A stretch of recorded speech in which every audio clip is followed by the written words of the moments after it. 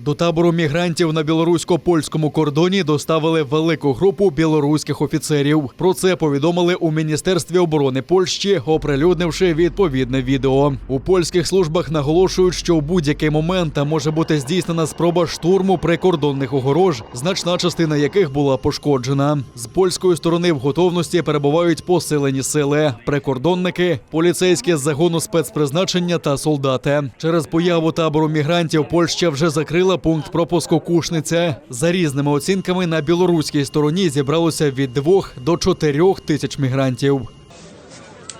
Извините, пожалуйста, нам нужен врач. Нам нужен врач, срочно. Там люди. А вы журналисты?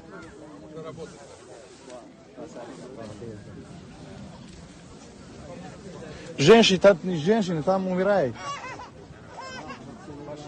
Там уже знімають наші. При цьому вже неодноразово робилися спроби силового перетину кордону. Мігранти намагаються перерізати колючий дріт, що відокремлює їх від Євросоюзу, або закидати його гілками. У відповідь польські прикордонники застосовують сльозогінний газ. Також очевидці повідомляють про стрілянину на кордоні.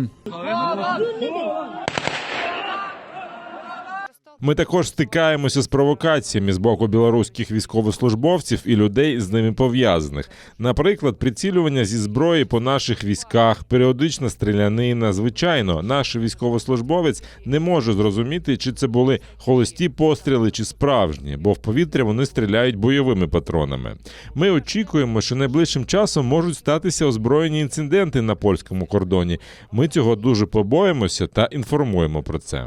Польща запровадила надзвичайний стан у регіонах, що межують з Білоруссю, та систематично збільшує кількість військовослужбовців, задіяних для охорони кордону, довівши їх кількість вже до 12 тисяч. Євросоюз призупинив дію спрощеного візового режиму для офіційних осіб Білорусі.